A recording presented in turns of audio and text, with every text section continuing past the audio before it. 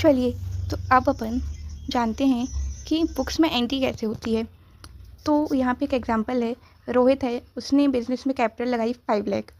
तो उसने इसमें दिया है कि बिज़नेस फॉर्म किया, उसमें कैश में 5 लाख इन्वेस्ट किए।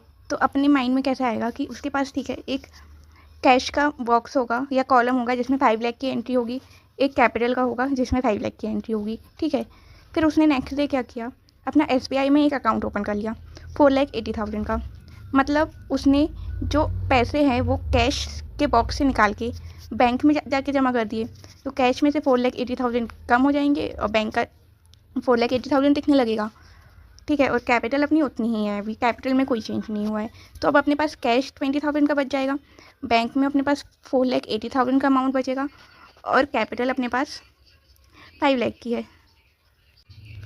फिर उसने क्या किया कि फ़र्नीचर ख़रीदा 60,000 का और उसने चेक इशू कर दिया।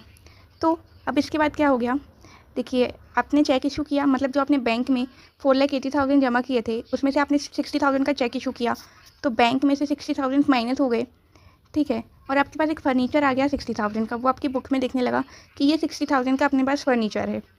तो अब अपने पास क्या पोजीशन है कि अपने पास कैश 20,000 है, आपके पास बैंक में 4,20,000 है, आपके पास एक फ़र्नीचर 60,000 का है और आपकी कैपिटल 5 लाख की है, ठीक है। फिर उसके बाद उसने क्या किया, प्लांट और मशीनरी ख़रीद ली। अब शॉप में मशीनरी की ज़रूरत पड़ी तो उसने 1,25,000 की मशीनरी ख़रीद ली और उसको 10,000 कैश पे कर दिया एडवांस में। बाकी का अमाउंट अभी पे नहीं किया है। तो आपके पास कैश में से जो 20,000 बचे थे उसमें से 10,000 और चले गए, ठीक है। बैंक से कोई ट्रांजेक्शन नहीं हुई तो बैंक में कोई इफेक्ट नहीं आएगा। फिर आपके पास एक प्लांट और मशीनरी का अकाउंट खड़ा हो जाएगा 1,25,000 का, ठीक है, कि इतने की मशीनरी आ गई। फिर जो आपको देना है अभी 1,15,000, वो उसकी आपकी लाइबिलिटी आ जाएगी, जिससे बाद में आप देखेंगे तो आपको पता चल जाएगा कि इतना भी अपन को पे करना बचा है। नहीं तो आपको कैसे पता चलेगा कितना अमाउंट पे करना है, ठीक है।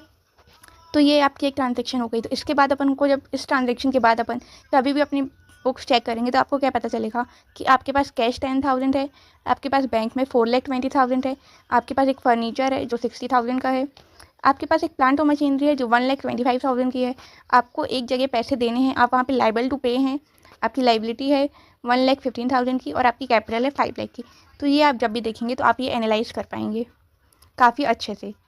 फिर इसके बाद मुझे उम्मीद है कि आपको ये 3 ट्रांजेक्शन समझ में आई होगी। अब एक ट्रांजेक्शन ये है कि इसमें उसने गुड्स परचेज़ किए हैं, तो इसकी आप एंट्री करने की कोशिश करिएगा कि इसकी एंट्री कैसे होगी, इसमें किस किस चीज़ में अपन उसका इम्पैक्ट डालेंगे, ठीक है। तो मिलते हैं नेक्स्ट वीडियो में और इसको अपन नेक्स्ट वीडियो में करेंगे, जब तक आप करके रखिएगा।